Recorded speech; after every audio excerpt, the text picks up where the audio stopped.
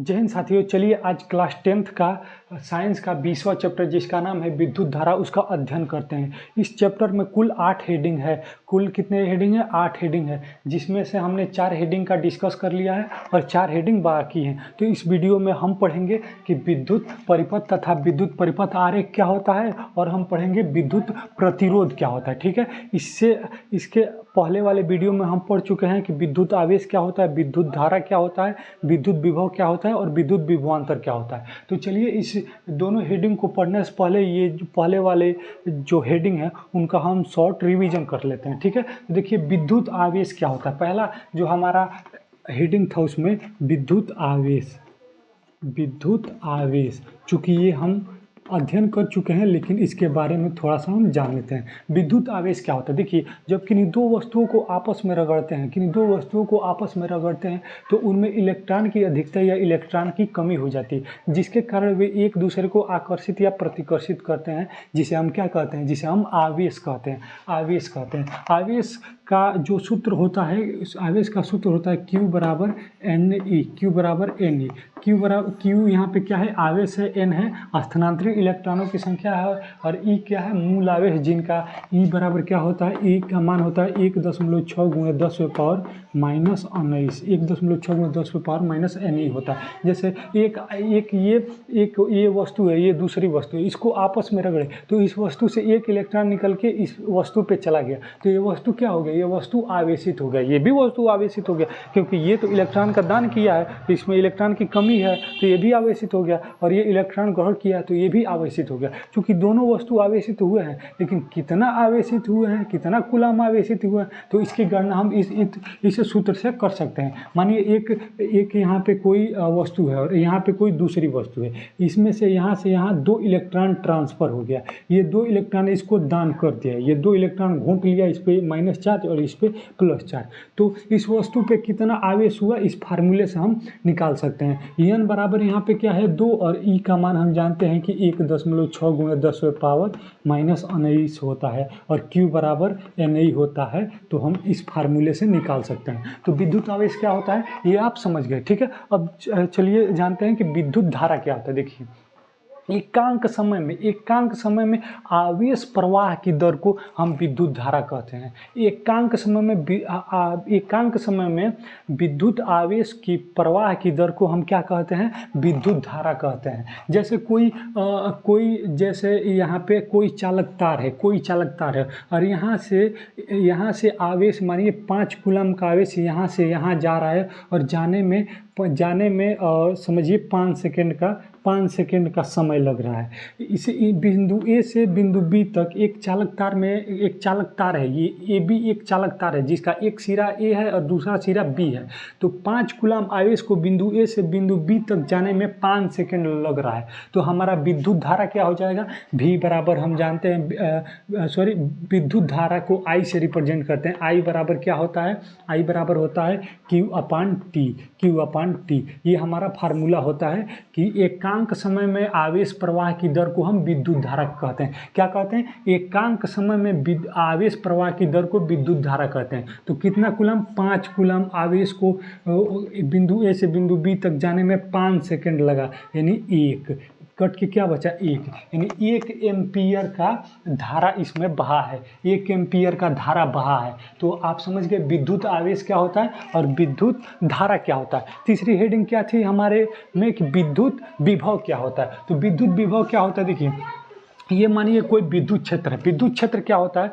किसी आवेशित कण के चारों तरफ का वह क्षेत्र, जैसे मानिए चुंबक है तो वो उसका क्षेत्र होता है ना, उसके आसपास कोई अन्य चुंबक लाएंगे तो वो आकर्षित या प्रतिकर्षित करेगा। वहीं उसी प्रकार कोई आवेश है, कोई आवेशित कण है, उसके आसपास कोई अन्य आवेश ले जाएंगे तो उसको खींचेगा या दूर भगाएगा। ठीक है, तो देखिए विद्युत विभव क्या कहलाता है? किसी आवेशित क्षेत्र में, किसी विद्युत क्षेत्र में किसी एकांक आवेश को लाने में जितना किया गया कार्य होता है वही विद्युत विभव कहलाता है। विद्युत विभव क्या कहलाता है? विद्युत विभव क्या कहलाता है? विद्युत क्षेत्र में, किसी विद्युत क्षेत्र में किसी एकांक आवेश को लाने में जो किया गया कार्य होता है वही क्या कहलाता है? विद्युत विभव कहलाता है। विद्युत विभव बराबर होता है W/Q। W/Q यदि 2 कूलाम आवेश को किसी विद्युत क्षेत्र में लाने में 10 जूल कार्य करना पड़ रहा है तो हमारा विभव कितना होगा? हमारा विभव हो जाएगा 5 वोल्ट। इसको हम डिटेल में पिछले वीडियो में हम पढ़ चुके हैं, इसमें केवल शॉर्ट रिवीजन कर लीजिए। अब तीसरी हेडिंग क्या थी? हमारा तीसरा हेडिंग था विद्युत विभवांतर। विद्युत विभवांतर तो सेम इसी की तरह है, क्या? किसी विद्युत क्षेत्र में किसी एकांक आवेश को किसी एक बिंदु से दूसरे बिंदु तक ले जाने में जो किया गया कार्य होता है वही क्या कहलाता है? विद्युत विभवांतर कहलाता है। विद्युत विभवांतर क्या कहलाता है? देखिए, किसी विद्युत क्षेत्र में किसी एकांक आवेश को एक बिंदु से दूसरे बिंदु तक ले जाने में जो किया गया कार्य होता है वही क्या कहलाता है? विद्युत विभवांतर कहलाता है। विद्युत विभवांतर को हम डेल्टा V से प्रदर्शित करते हैं। डेल्टा V बराबर W/Q। और डेल्टा V को हम V2 - V1 कहेंगे। V2 - V1 क्या? V2 यानी ये बिंदु A है मानिए और बिंदु B है, तो बिंदु A पे कितना विभव है, बिंदु B पे कितना विभव है, बिंदु A पर कितना विभव है, दोनों को घटा देंगे तो हमारा क्या आ जाएगा? डेल्टा V आ जाएगा। ठीक है, तो इस प्रकार हम समझ गए कि विद्युत आवेश क्या होता है, विद्युत धारा क्या होता है, विद्युत विभव क्या होता है और विद्युत विभवांतर क्या होता है। अब चलिए समझते हैं कि विद्युत परिपथ और विद्युत परिपथ आरेख क्या होता है। इसका हेडिंग लगाएंगे। मैंने कहा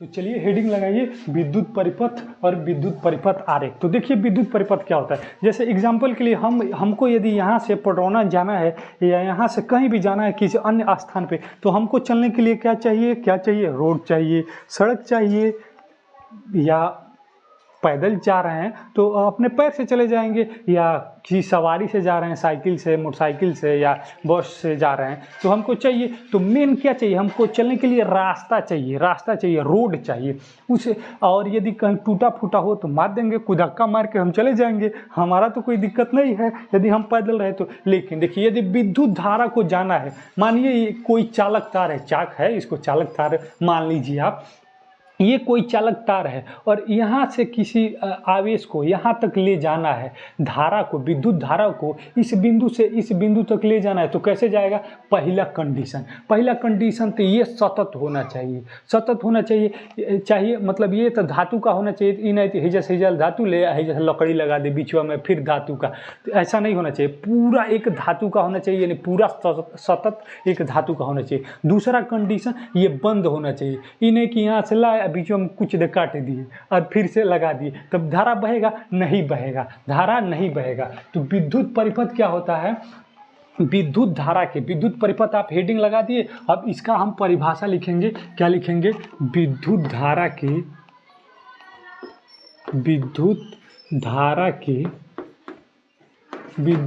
की सतत एवं बंद परिपथ को, विद्युत धारा के सतत एवं बंद परिपथ को हम क्या कहते हैं? विद्युत परिपथ कहते हैं।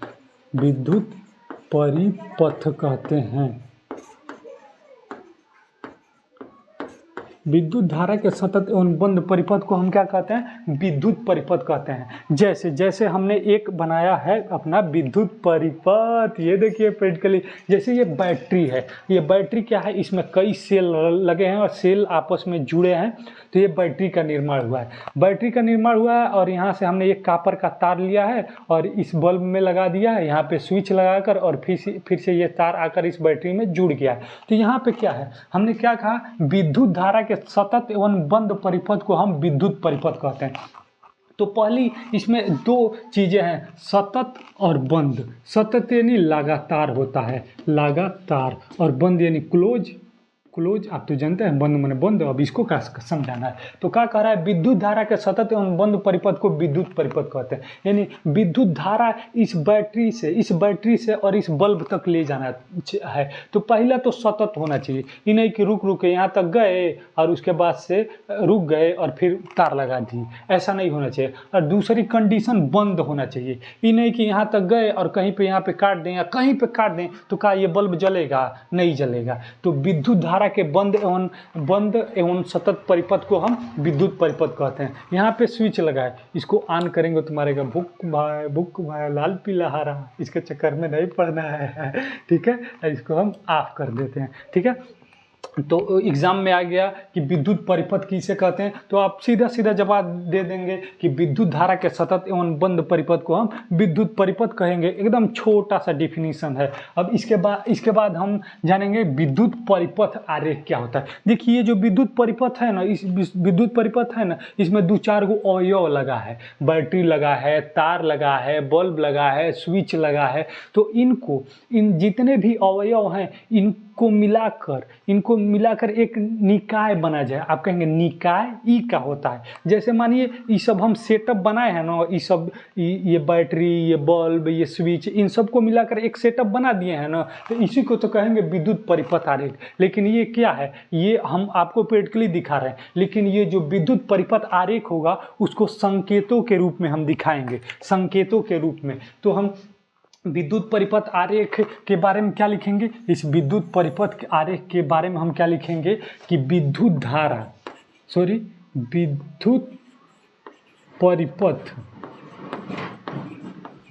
परिपथ में प्रयुक्त यानी प्रयोग, विद्युत परिपथ में प्रयुक्त होने वाले अवयवों के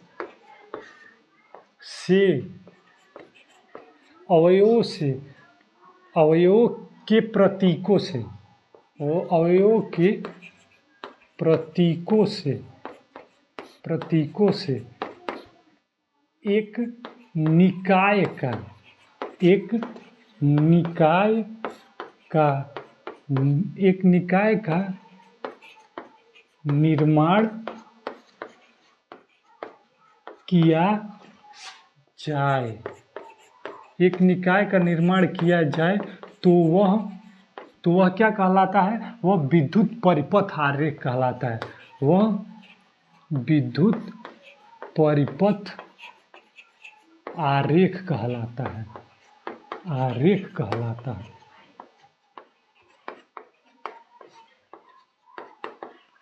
तो विद्युत परिपथ आरेख क्या होता है, विद्युत परिपथ में प्रयुक्त होने वाले अवयवों के प्रतीकों से हम एक निकाय का निर्माण करें, तो इस प्रकार बने निकाय को हम विद्युत परिपथ आरेख कहते हैं। जैसे ये विद्युत परिपथ है और इसमें जो भी अवयव लगे हैं इनके प्रतीकों से यदि हम इस अवयव का निर्माण करें तो उस प्रकार बने निकाय को हम कहेंगे विद्युत परिपथ निकाय। ठीक है। तो चलिए इसको हम विद्युत परिपथ आरेख का हम डायग्राम बनाते हैं। ठीक है, आप इसको कॉपी कर लिए होंगे। यार डस्टर मेरा कोई गायब कर दिया है, हाथ से निकालना पड़ रहा है। ठीक है, तो सबसे पहले ये जान लेते हैं कि विद्युत परिपथ आरेख में जो बैटरी है, सेल है, तार है, बल्ब है, उसको प्रदर्शित कैसे करते हैं। तो सबसे पहले बल्ब, देखिए इसमें बल्ब अवयव, यहाँ पे हेडिंग डालेंगे अवयव, और दूसरा इसमें होगा प्रतीक। पहला बल्ब, ठीक है, बल्ब। तो बल्ब का प्रतीक कैसे बनता है, ऐसे ले जाएंगे ऊपर से ऐसे खींच के और इस पे ये लाइट डाल देंगे, ये बल्ब का प्रतीक है। दूसरा प्रतीक क्या है, दूसरा सेल। तो सेल का प्रतीक कैसे होता है, ये एक बड़ा सा डंडी खींचेंगे, इसको मिला देंगे, छोटा सा इसको, इस पे होगा प्लस और इस पे होगा माइनस, तो ये क्या हो गया, ये सेल का प्रतीक हो गया। तीसरी चीज बैटरी या सेलों का संयोजन, बैटरी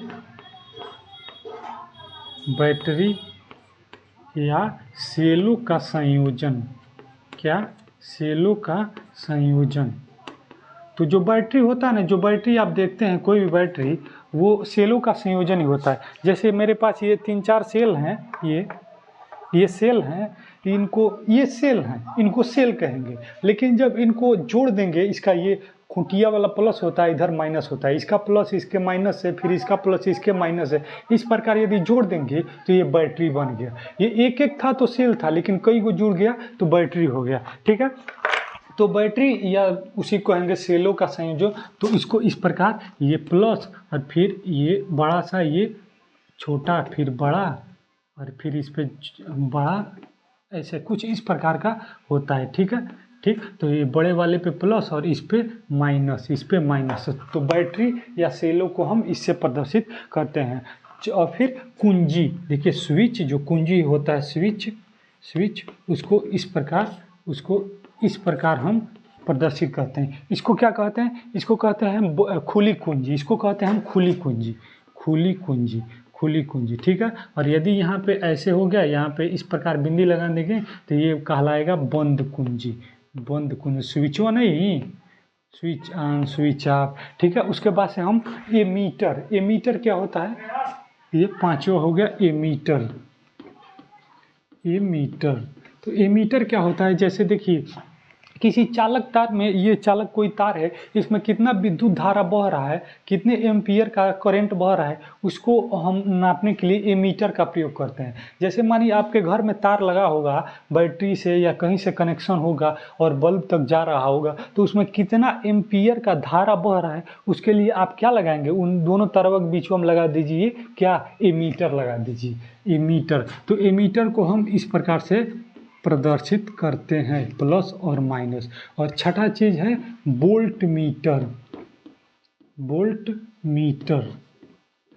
मीटर को हम V से प्रदर्शित करते हैं, और इसका प्रतीक ऐसे होता है। जैसे वोल्ट मीटर का प्रयोग क्या होता है? जैसे मानिए ये क्या है? ये विद्युत परिपथ है। ठीक, विद्युत परिपथ है, और हमको इसमें कितना धारा बह रहा है, कितने एम्पियर की धारा बह रहा है, उसके लिए हम एमीटर का प्रयोग करेंगे। बीचों में क्या करेंगे? यहाँ से छील लेंगे, काट देंगे, और एक हिस्सा इसका एमीटर के एक हिस्सा से दूसरा तार का हिस्सा एमीटर के दूसरे हिस्से से जोड़ देंगे, तो हमको पता चल जाएगा कितने एम्पियर का धारा बह रहा है। लेकिन इसमें कितने वोल्ट का करंट बह रहा है, इसके लिए हम वोल्ट मीटर का प्रयोग करते हैं, वोल्ट मीटर का। तो वोल्ट मीटर के लिए हम क्या करते हैं? वोल्ट मीटर क्या होता है? विभवांतर मापने के लिए हम वोल्ट मीटर का प्रयोग करते हैं। विभव या विभवांतर मापने के लिए हम वोल्ट मीटर का प्रयोग करते हैं। तो वोल्ट मीटर के लिए हम यहाँ पे काट देंगे और यहाँ पे छील देंगे, मतलब दो जगह छील देंगे, और वोल्ट मीटर का एक तार यहाँ पे और एक तार यहाँ पे जोड़ देंगे। तो दोनों के बीच कितना विभव होगा, दोनों के बीच कितना विभव है, वो उसकी गणना हम कर सकते हैं। जैसे विभवांतर था ना, कि किसी विद्युत क्षेत्र में किसी एकांक आवेश को एक बिंदु से दूसरे बिंदु तक ले जाने में जो किया गया कार्य होता है, वही क्या कहलाता है? विद्युत विभवांतर कहलाता है। तो मानिए ये बैटरी से जोड़ दिए तो चारों तरफ विद्युत क्षेत्र उत्पन्न हो गया, लेकिन कितना विद्युत विभव है या विद्युत विभवांतर है, इसके लिए हम ये जो तार है, इनके बीच में हम वोल्ट मीटर लगा देंगे तो हमको पता चल जाएगा। ठीक है, तो वोल्ट मीटर को हम इस प्रकार प्रदर्शित करते हैं। और फिर सातवां प्रतिरोध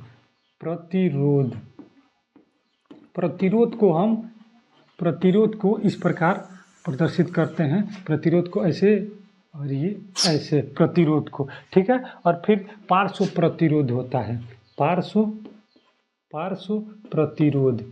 प्रतिरोध को प्रतिरोध की तरह होता है, लेकिन थोड़ा सा इसको ऐसे तीर से बना देते हैं, तो ये हमारा पार्श्व प्रतिरोध हो गया। तो विद्युत परिपथ तो हम समझ गए, कि विद्युत धारा के सतत एवं बंद परिपथ को हम विद्युत परिपथ कहते हैं। लेकिन विद्युत परिपथ आरेख क्या होता है? कि विद्युत परिपथ में जो अवयव होते हैं, उन्हीं के प्रतीकों से यदि हम ये विद्युत परिपथ का निर्माण करें, तो इस प्रकार बने निकाय को विद्युत परिपथ आरेख कहते हैं। तो इसमें अवयव क्या होते हैं? Bulb, cell, battery, switch, ammeter, voltmeter, प्रतिरोध और पार्श्व प्रतिरोध, ये सब लगे होते हैं। तो चलिए इसका आरेख बनाते हैं, विद्युत परिपथ का आरेख बनाते हैं कि किस प्रकार होता है। डस्टर मेरा यही चुरा के ले गई है, वैसे आपको हम बता दें। तो चलिए हम विद्युत परिपथ का आरेख बनाते हैं। तो ये आप कॉपी कर लीजिए, स्क्रीनशॉट ले लीजिए, हम इसको मिटा देते हैं।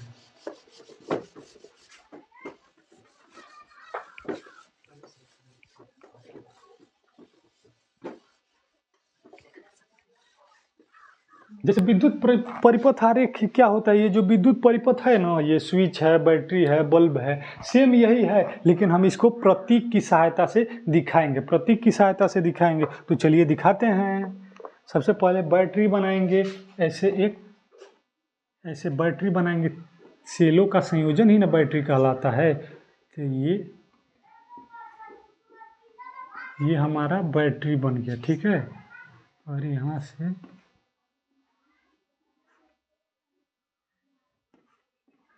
यहाँ प्लस और ये माइनस, ये हमारा क्या कहलाएगा, बैटरी। ये बैटरी से ऐसे गया और यहाँ पे हम लगा दिए वोल्टमीटर, भी वोल्टमीटर प्लस माइनस, और फिर ये गया वोल्टमीटर, और बीच में हमने क्या लगा दिया, एमीटर। क्योंकि वोल्टमीटर को दूसरी जगह हम बना देंगे, एमीटर हमने लगा दिया, और ये प्लस, ये माइनस प्लस, ठीक। और यहाँ से हमारा आया और यहाँ पे एक बल्ब लगा दिए हम। और किस प्रकार का था ये, ऐसे करके, ऐसे ही ना था हमारा बल्ब, तो इस प्रकार बल्ब लगे।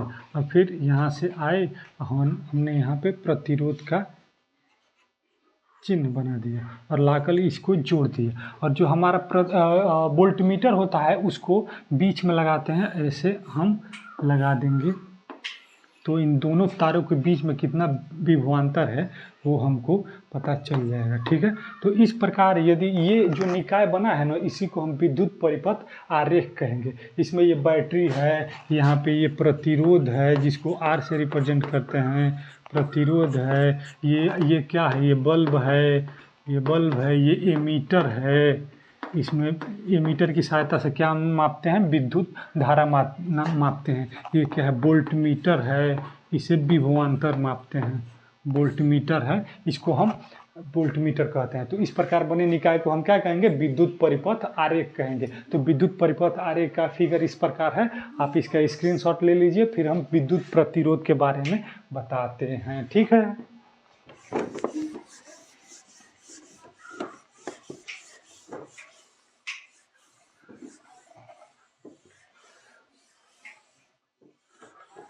देखिए विद्युत प्रतिरोध क्या होता है, जैसे हम चलते हैं, रास्ते पे चलते हैं, तो उस पे यदि रास्ता खराब है तो हमको चलने में बाधा उत्पन्न करता है। जैसे हम साइकिल से या गाड़ी से, बाइक से चलते हैं तो उस पे जो ब्रेकर होता है वो हमको चलने में बाधा उत्पन्न करता है, ठीक है। चूँकि अच्छा है बट उसको चलने में हमको दिक्कत होता है। उसी प्रकार जो विद्युत धारा होती है ना, विद्युत धारा वो भी चलता है जब चालक तार में, किसी चालक तार में, तो कुछ ऐसे गुण होते हैं जिसको वो रोकते हैं, जिस विद्युत धारा को रोकते हैं कि ना तू ना जीवी। उसी को हम क्या कहते हैं, विद्युत प्रतिरोध कहते हैं। तो विद्युत परिपथ क्या, प्रतिरोध क्या होता है, किसी चालक का वह गुण जिसके कारण वह विद्युत धारा के प्रवाह होने में बाधा उत्पन्न करता है, उसे हम क्या कहते हैं, विद्युत प्रतिरोध कहते हैं, ठीक है। विद्युत प्रतिरोध किसे कहते हैं, किसी चालक तार में विद्युत धारा के प्रवाह होने में उत्पन्न बाधा को हम विद्युत प्रतिरोध कहते हैं। तो इस विद्युत प्रतिरोध के बारे में क्या लिखेंगे हम, किसी चालक तार में विद्युत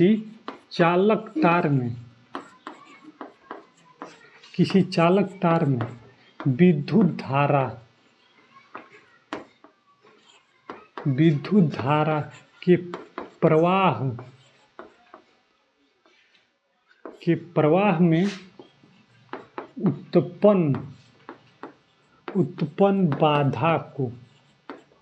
उत्पन्न बाधा को हम क्या कहते हैं, प्रतिरोध कहते हैं,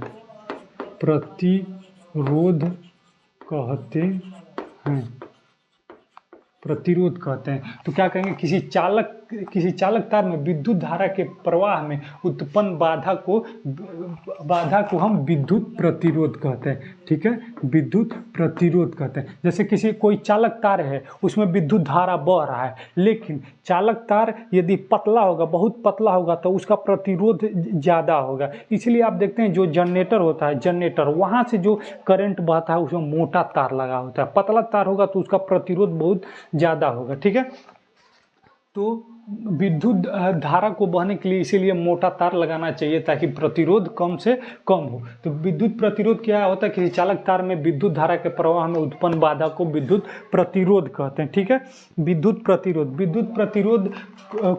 विद्युत प्रतिरोध का मात्रक, इसका मात्रक ओम होता है। क्या होता है? ओम होता है। इसका मात्रक क्या होता है? ओम होता है, या वोल्ट प्रति एम्पियर होता है।